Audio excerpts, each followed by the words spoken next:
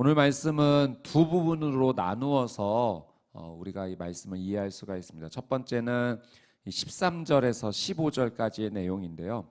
이 13절에서 15절까지는 이 말라기 시대에 이스라엘 백성들이 이스라엘 백성들의 그 불신앙에 대해서 하나님께서 책망하시는 내용이 나옵니다. 이스라엘 백성들이 어떤 불신앙을 하나님께 보였는지 한번 보기 원하는데요. 13절 말씀 같이 한번 읽어보도록 하겠습니다. 13절 시작. 여호와께서 말씀하셨다. 너희가 내게 불손한 말을 했다.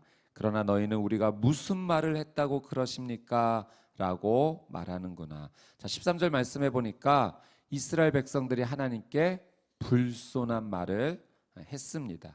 그러니까 한마디로 하나님께 해서는 안 될 말을 한 것입니다.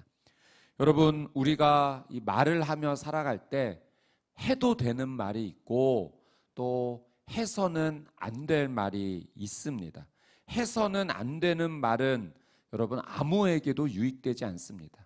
그 말을 듣는 사람도 불쾌하고 그 말을 하는 사람조차도 그것은 피해가 되는 말입니다. 그러니 아무에게도 유익이 되지 않는 말은 우리의 입 밖으로 꺼내서는 안 되죠. 여러분, 우리가 사람과의 관계 속에서 그래서 이 말에 우리가 좀 신경을 써야 됩니다. 내가 한 말이 상처가 되지는 않을까. 그냥 아무 말이나 하고 살아서는 안 되는 거죠. 무례한 말이 우리의 입 밖에 나가서는 안 됩니다. 여러분, 사람과의 관계에서도 마찬가지지만 하나님 앞에서 우리는 더욱더 우리의 말, 우리의 고백을 조심해야 합니다. 오늘 말씀해 보니까 이스라엘 백성들이 하나님께 해서는 안 되는 말, 불손한 말을 했습니다. 그것은 큰 죄를 짓는 것이죠. 여러분, 성경에도 이 말의 조심에 대한 말씀이 정말 많이 있습니다. 그 가운데 우리가 하나를 좀 살펴보면 잠언 13장 3절 말씀, 잠언 13장 3절 말씀 같이 한번 읽어보겠습니다. 시작. 말을 조심하는 사람은 생명을 지키지만 말을 함부로 하는 사람은 망하게 된다. 여러분, 이 말이 이 생명과 연결이 된다라고 하나님께서 분명히 가르쳐 주셨어요. 말을 조심하는 사람은 생명을 지키지만 함부로 하는 사람은 망하게 된다라고 하셨습니다. 여러분, 하나님께서 우리에게 말을 선택할 수 있는 자유 주셨습니다. 놀라운 은혜이죠. 그러니까 우리가 하나님께서 정해주신 말만 하고 살아가게 되면 로봇과 같은 삶이죠. 우리가 자유롭게 할 수 있는 귀한 은혜를 주셨는데 이 자유를 하나님의 영광을 위하여 사용할 수 있는 삶이 되어야 됩니다. 우리는 축복의 말도 할 수 있고 저주의 말도 할 수 있습니다. 그러면 오늘 우리는 어떤 삶을 살아야 되는가? 하나님께서 기뻐하시는 말만 선택하며 살아야 돼요. 그것이 이 지혜입니다. 여러분, 우리가 축복의 말만 해도 축복의 말이 너무 많아요. 그 말만 해도 부족한 하루가 될 것입니다. 오늘 여러분의 삶 가운데 저주의 말, 하나님께서 좋아하시지 않는 말은 다 멈추게 되고 하나님께서 기뻐하시는 말만 여러분의 입술에서 선포되기를 주님의 이름으로 축복합니다. 그것이 사람과의 관계에서도 그러하고 하나님을 향한 믿음의 고백에서도 하나님께서 기뻐하시는 말만 하십시오. 특별히 그 험담하는 말, 여러분, 그 말은 아무에게도 유익이 되지 않습니다. 험담을 하면 세 사람이 죽는다고 해요. 그 험담을 말하는 사람, 그리고 험담의 대상자, 그리고 그 험담을 들어주는 사람, 이 세 존재가 다 망하게 된다고 합니다. 그러니 그런 말을 누군가 하면 그 자리를 피하십시오. 그리고 내가 그 말도 하지 마십시오. 우리 오늘 입술을 사람 앞에서, 하나님 앞에서 지켜나가고 하나님께서 기뻐하시는 말, 하나님께서 영광 받으시는 말만 하는 우리의 삶이 되기를 주님의 이름으로 축복합니다. 자, 이스라엘 백성들이 하나님께 어떤 불손한 말을 했는가? 14절 말씀 한번 보겠습니다. 같이 한번 읽겠습니다. 시작. 너희는 말하기를 하나님을 섬기는 것은 쓸데없는 일이다. 우리가 그분의 명령을 지키고 만군의 여호와 앞에서 슬픈 사람들처럼 왔다 갔다 한다고 해서 무슨 이득이 있느냐. 이스라엘 백성들이 이런 불신앙의 말을 했다는 거예요. 불손한 말, 하나님께서 싫어하시는 말. 하나님을 섬기는 것은 쓸데없는 일이다. 한마디로 하나님 믿어도 소용없어 라는 신앙이 없는 말, 믿음이 없는 말을 했다는 거죠. 여러분, 이런 말을 한 사람이 누군가면 하나님을 원래 믿지 않는 이방 사람들이 한 말이 아니에요. 하나님을 믿고 있었던 이스라엘 백성들이 이런 말을 했다는 것입니다.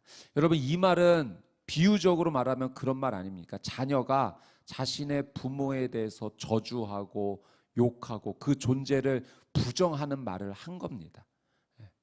우리 부모님 싫어, 우리 엄마 아빠 싫어라는 말을 한 것과 비슷한 말이에요. 그보다 심한 말이죠. 하나님을 믿는 이스라엘 백성들이 하나님에 대해서 저주하고 싫어하는 말을 한 겁니다. 여러분, 이스라엘 백성들은 지금 하나님께서 주셨던 그 놀라운 본질적인 축복은 생각하지 않고 하나님 앞에 지금 세속적인 축복을 구하고 있는 겁니다. 하나님께서 무엇을 주셨습니까? 생명을 주셨죠. 건강도 주셨고 이 땅을 살아갈 수 있는 놀라운 특권, 이루 말할 수 없는 놀라운 은혜를 주셨는데 지금 자신의 삶 가운데 필요한 것을 구하고 그것 허락해 주시지 않는다고 하나님의 존재 자체를 부정하는 말을 한 겁니다. 마치 어린 자녀가 엄마 아빠 과자 사주세요 라고 이야기했다가 과자 사주지 않는다고 그 엄마 아빠를 부정하는 것과 똑같은 상황이에요.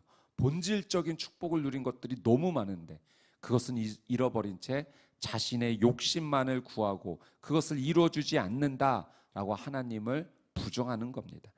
그러니까 하나님을 어떤 대상으로 여기냐면 지금 이스라엘 백성들이 하나님을 자신의 욕심을 채워주는 우상과 같은 존재로 지금 대하고 있는 겁니다. 그래서 여러분, 우리는 이 말씀 앞에서 나는 하나님을 어떻게 바라보고 있는가, 나는 하나님을 어떻게 믿고 있는가, 오늘 이 말씀 통해서 우리에게 질문하게 됩니다. 나는 하나님을 진심으로 경외하는가, 나는 하나님을 진심으로 사랑하고 있는가, 나에게 생명 주시고 또 앞으로 영원한 생명으로 인도하시는 하나님께 나는 오늘 감사하고 있는가. 혹시 하나님을 내 욕심을 채워주는 그런 대상으로만 바라보고 있는 것은 아닌가 질문을 해야 합니다.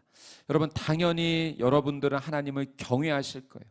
하나님을 욕심과 내 욕구를 채워주는 대상으로 바라보지 않을 것입니다. 근데 문제는 사단이 옆에서 우리의 그 믿음을 자꾸 흔들어 놓으려고 공격한다는 사실이에요. 내가 하나님을 바라보는, 우리 하나님을 고백하는 그 믿음을 옆에서 거짓말과 이 죄의 유혹으로 우리를 끊임없이 흔들어서 결국은 지금 이 이스라엘 백성들이 하나님 믿는 거 다 소용없네 이런 말을 하는 지경까지 가도록 우리를 향해서 끊임없이 공격한다는 사실을 우리가 알아야 돼요. 여러분, 이 예수님께서 광야에서 이 40일간 금식하고 하나님께 기도했을 때도 이 사단이 예수님을 유혹했죠. 예수님을 흔들어 놓으려고 했습니다. 그 두 번째 시험이 무엇이었습니까? 높은 곳에서 뛰어내려 봐라. 그러면 천사가 와서 받아주지 않겠느냐. 그걸 통해서 네가 하나님의 아들임을 한번 증명해 봐라. 그러니까 사단은 그럴듯하게 들려요. 하나님의 아들이라면 그렇게 증명할 수도 있겠지. 그런데 여러분, 그것은 그런 사단의 말을 따르게 함으로 말미암아서 하나님을 결국 부정하게 만들, 하나님에 향한 불신앙을 갖게 하고자 하는 사단의 유혹이라는 사실을 우리가 알아야 됩니다. 여러분, 사단이 우리에게 와서 하나님을 향해서 끊임없이 이것도 요구해봐. 네가 하나님의 자녀라면 하나님 이거 들어주셔야 되는 거 아니야? 그래서 우리의 마음을 흔들어 놓고 하나님의 가치를 깎아내리게 만드는 거예요.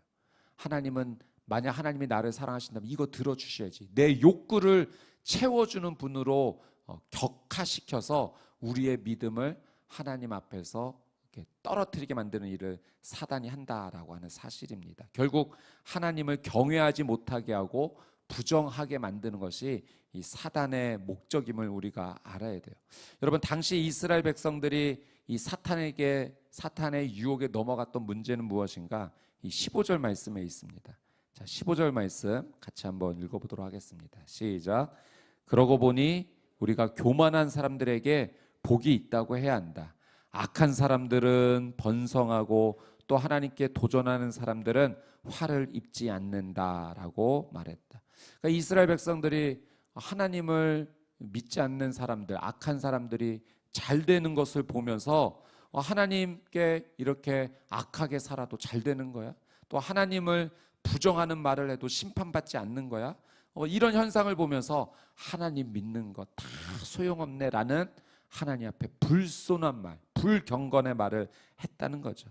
여러분, 이런 현상은 일시적인 현상인 거죠. 악한 사람들이 잘 되는 것처럼 보이는 거, 하나님을 부정한다라고 말해도 심판받지 않는 것은 영원한 현상이 아닙니다. 아주 일시적인 현상인 거예요. 하나님께서 하나님을 부정하는 사람들 심판하실 수 있죠. 그러나 사랑으로 기다려주시는 거예요. 회개하고 돌아오기를. 만약 우리가 죄 짓는 즉시 심판받는다면 오늘 우리는 이 자리에 아무도 있지 못할 겁니다. 하나님의 사랑으로 기다려주시는 것을 오해해서 하나님을 부정한다라고 말해도 심판받지 않네, 그렇게 보는 것은 잘못된 태도인 겁니다. 하나님의 사랑을 오해하는 거죠. 그러니 일부 모습만 보고 전체를 오해하는 어리석은 모습을 지금 이스라엘 백성들이 지금 보이고 있는 것입니다. 이 모든 것이 다 이 사단의 유혹이고 거짓말이죠. 그거 봐, 하나님 부정해도 아무 일도 일어나지 않잖아. 악한 일을 저질러, 그러면 물질이 더 풍부해지는 거예요. 여러분, 그건 일시적인 현상이죠. 거짓으로 모은 재산은, 거짓으로 모은 물질은 일시적으로 다 허상에 또 없어질 것들입니다. 그러나 그런 것들로 우리의 믿음을 흔들고 유혹하면서 하나님을 부정하게만 하게 하는 이 사단의 유혹에 우리가 넘어가서는 안 됩니다. 여러분, 일부의 모습을 보고 전체의 진리를 오해해서는 안 되는 거죠. 오늘 이 하루 하나님을 진심으로 경외하고 하나님만 온전히 바라보는 그 믿음의 삶을 살아가시게 되기를 주님의 이름으로 축복합니다. 자, 16절에서 18절 마지막으로 두 번째 부분은 반대로 하나님을 경외하는 자에게 하나님께서 어떤 은혜를 주시는가. 그 앞부분은 하나님 앞에 불신앙의 말을 했던 자들에게 하나님께서 주시는 경고라면, 이 16절 18절은 하나님을 경외하는 자에게 주신 하나님의 축복의 약속입니다. 자, 16절 말씀 같이 한번 읽어보겠습니다. 시작. 그때 여호와께서는 여호와를 경외하는 사람들이 서로 말하는 것을 귀 기울여 들으셨다. 여호와를 두려워하고 그분의 이름을 존중하는 사람들을 여호와 앞에 있는 기억의 두루마리에 기록하셨다. 자, 16절 말씀해 보니까 하나님께서 하나님을 경외하는 자를 기록하셨답니다. 기억의 두루마리에 하나님께서는 기록하셨다. 여러분, 기록하신다는 것은 영원히 기억하시겠다라는 하나님의 놀라운 사랑의 표현입니다. 절대 잊지 않겠다는 거죠. 여러분, 우리도 그런 경험이 있지 않습니까? 기억하기 위해서 내가 머리로 꼭 기억하겠어 하지만 머리로 기억하는 것은 시간이 지나면 잊어버릴 가능성이 너무나도 높아요. 그리고 기억한다고 해도 그 기억이 변질될 가능성이 굉장히 높습니다. 그러나 여러분, 우리가 기록하는 것은, 이런 일이 있었다라는 그것을 기록하는 것은 그 기록 자체가 없어지지 않는 한 변하지 않고 오래 남는 거예요. 하나님은 사실은 기록하지 않으셔도 우리를 영원히 기억해 줄 분이세요. 그렇게 능력이 있으시고 전지전능하시죠. 그런 하나님께서 내가 기록하겠다라고 하는 것은 하나님을 경외하는 자를 절대로 잊어버리지 않겠다는, 하나님께서 영원히 기록하고 품어주시겠다라는 하나님의 놀라운 사랑의 표현입니다. 여러분, 어떤 사람이 축복의 사람인가? 하나님께서 잊어버리지 않는 사람이 축복의 사람입니다.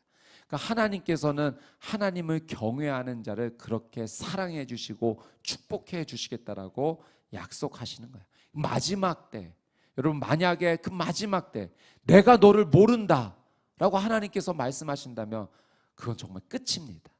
하나님께서 내가 너를 영원히 기억하겠다, 모른다라고 하지 않을 것이다. 하나님을 경외하는 너를 영원한 생명으로 그 마지막 순간에도 내가 너를 기억하겠다라고 하나님께서 약속해 주시는 거죠. 그러니 여러분, 오늘 나의 삶이 하나님께 기록되는 삶이 되어야 됩니다. 여러분, 이 말씀 붙잡고 기도하십시오. 하나님, 오늘 이 하루 하나님께 기억될 만한, 기록될 만한 그런 믿음의 삶을 살고 싶습니다. 어느 날보다 저 오늘 이 하루 하나님 더 사랑하고 싶어요. 하나님을 더 경외하고 싶습니다. 하나님께서 기뻐하실 만한 믿음의 삶을 오늘 이 하루 한번 살아보고 싶습니다. 하나님, 저를 도와주십시오. 그래서 오늘 이 하루 하나님의 기억에 강렬하게 남을 만큼 그렇게 하나님 뜨겁게 사랑하고 뜨겁게 순종하고 하나님의 마음에 남을 만한 이 하루 되게 해 주십시오. 오늘 이 말씀 붙잡고 기도하며 나아갈 때 그런 놀라운 믿음의 하루가 되실 줄 믿습니다. 자, 16절 말씀에 한 번 더 저희가 주목해 볼 것은 이 16절에 이런 표현이 있어요. 첫 문장인데요. 그때 여호와께서는 여호와를 경외하는 사람들이 서로 말하는 것을 귀 기울여 들으셨다. 그러니까 하나님을 경외하는 사람들이 모여서 서로 이렇게 이야기하는 것을 하나님께서 들으신다는 겁니다. 여러분, 믿음의 사람들이, 하나님을 경외하는 자들이 함께 모여서 믿음의 격려를 하는 것, 서로 믿음으로 함께 손잡아 주는 것을 하나님께서 기뻐하신다는 겁니다. 여러분, 마치 이것은 부모님께서 자녀들을 볼 때 자녀들이 서로 싸우지 않고 아주 우애 있게 지내는 모습을 보면 부모님으로서 참 그것이 기쁜 거 아니겠습니까? 그렇듯이 하나님께서는 믿음의 사람들이 함께 모여서 서로 믿음의 격려를 하고 하나님을 더 경외하자, 하나님께 더 예배하자, 우리 순종하자, 그렇게 나누는 것을 하나님께서는 귀 기울여 들으시고 좋아하신다라고 하는 사실입니다. 기뻐하신다는 거죠. 제가 어제 한 성도님 이렇게 그 학원을 이제 오픈하게 돼서 함께 이제 예배 드리고자 이렇게 신방을 해서 또 믿음의 사람들이 또 함께 모여서 이렇게 예배를 드렸습니다. 그 예배를 이제 드리고 나서 하나님께서 어떤 은혜를 주셨는지 함께 이렇게 나누게 됐는데, 이제 학원을 오픈하시는 성도님께서 너무나 놀라운 하나님의 기적으로 여기까지 오게 됐다는 걸 나누는데 너무 좋더라고요. 기적적으로 그런 장소도 구하게 되고, 또 이제 인테리어를 하는데 이제 비용 절감하려고 혼자 이제 먼저 시작하셨다가 야, 이건 내가 감당이 안 되는 일이구나. 그런 가운데 또 하나님께 은혜를 구하며 인테리어 전문가를 초청해서 이렇게 하게 됐는데 견적을 뽑아보니 이거는 감당할 수 없는 금액이었다는 거예요. 그래서 또 마음이 또 힘들어져서 이거 어떻게 해야 되나 싶은데 하나님께서 또 다른 분을 연결해 주셔서 그분이 쑥 들러보시더니 견적을 말씀해 주시는데 처음 말씀하셨던 분의 10분의 1 가격을 말씀하시더랍니다. 그래서 이게 어떤 은혜인가 싶어서 그렇게 하자고 했는데 또 실력이 없으신가? 그것도 아니었대요. 실력이 너무 뛰어나신. 그러니까 하나님께서 너무나 힘들고 어려워하는 그때 하나님께서 가장 적절한 때 90% 할인 쿠폰을 보내주신 겁니다.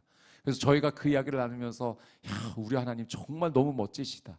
혹시 그분들께 또 연락하면 전화 받지 않으시는 거 아니겠냐고, 하나님 보내주신 천사일 수 있다고, 그러면서 하나님께서는 때에 맞춰서 이런 놀라운 은혜를 주신다라는 것을 함께 이렇게 나누는데, 함께 있었던 사람들, 믿음의 사람들이 그 이야기를 들으면서 어떤 소망을 갖겠습니까? 야, 우리 하나님은 이렇게 일하시는구나. 내 인생 가운데 하나님께서 이렇게 역사해 주시겠구나. 믿음의 교제는, 함께 나누는 그 믿음의 교제는 하나님을 경외하는 것이 됩니다. 하나님을 기뻐하는 것이 돼요. 그리고 서로의 믿음이 함께 쌓여져 가는 것이죠. 여러분, 그래서 믿음의 공동체는 너무 중요한 겁니다. 우리가 이렇게 함께 모여 기도하는 것 자체가 하나님께서는 정말 기뻐하시는 일이에요. 물론 개인적으로도 골방에 가서 하나님께 기도할 수 있어요. 그 하나님께서 그렇게 하나님 앞에 골방에 나와 기도하라고 하셨어요. 개인적으로도 기도하지만 하나님께서는 모이는 모이기를 기뻐하신다고 하셨어요. 모이기를 패하는 사람들의 어떤 습관과 같이 하지 말고 함께 모여 만민이 기도하는 집, 이 교회에서 하나님께서 기뻐하기를 기뻐하시죠. 여러분, 우리가 함께 이렇게 우리가 모여서 부르짖어 기도할 때 이게 서로에게 믿음의 격려가 되는 겁니다. 아, 이렇게 믿음의 사람들이 함께 부르짖어 기도하는구나. 나도 하나님께 더 기도해야지. 여러분, 불은 모이면 모일수록 더 커지는 법입니다. 여러분, 이 믿음의 공동체 안에서 함께 믿음으로 교제하며 하나님 기뻐하시는 믿음의 사람이 되시기를 주님의 이름으로 축복합니다. 우리 순식구들이 너무 중요한 존재들인 거예요. 여러분, 믿음의 사람들을 서로 격려하십시오. 함께 하나님을 찬양하는 그 고백들을 나누십시오. 그것을 하나님께서 분명 기뻐하시는 일입니다. 오늘 말씀 가운데 그것을 우리에게 말씀해 주십니다. 자, 17절 말씀 한번 보겠습니다. 같이 한번 읽겠습니다. 시작. 만군의 여호와께서 말씀하셨다. 그들은 내 소유이다. 내가 행동할 그날에 그들은 특별한 내 소유가 될 것이다. 사람이 자기를 섬기는 아들을 아끼는 것처럼 내가 그들을 아낄 것이다. 여러분, 하나님께서 이렇게 말씀하셨어요. 하나님을 경외하는 자들, 그들은 내 소유다. 그리고 이렇게까지 표현했어요. 그들은 특별한 내 소유가 될 것이다. 이 특별한 내 소유라는 표현이요, 보석이라는 표현입니다. 그들은 내게 보석과 같은 존재예요. 아주 귀한 존재라는 거예요. 너무 아끼고 사랑하겠다라는 하나님의 놀라운 사랑의 의지의 표현입니다. 여러분, 하나님을 경외하는 자들, 하나님께서 어떻게 여기시는가? 특별한 내 소유다. 보석 같은 내 존재다. 여러분, 우리의 존재가 어떤 존재임을 오늘 말씀을 통해서 하나님께서 가르쳐 주시는 겁니다. 여러분은 하나님 앞에 보석과 같은 존재인 줄 믿습니다. 여러분, 믿음의 이 당당한 마음을 가지고 오늘 이 하루 사십시오. 나는 하나님께 보석 같은 존재야. 나는 하나님께서 특별히 여겨주시는 존재야. 여러분, 내가 나를 어떻게 생각하느냐가 굉장히 중요합니다. 여러분, 오늘 보석 같은 존재와 같이 그 가치 있게 살아가는 믿음의 삶이 되시기를 주님의 이름으로 축복합니다. 여러분, 말, 생각, 행동, 여러분 하나님의 보석의 존재같이 그에 합당하게 살아가십시오. 여러분, 믿음이 없는 말 하지 마십시오. 믿음이 없는 행동 하지 마십시오. 오늘 살아가는 모든 삶의 선택, 삶이 펼쳐지는 이 하루의 귀한 하루의 삶 가운데 보석과 같은 존재와 같이, 하나님께서 그렇게 귀히 여겨주시는 존재와 같이 하나님께 믿음으로 행동하고 하나님의 그 놀라운 격려를 받으시는 복된 이 하루 되시기를 주님의 이름으로 축복합니다.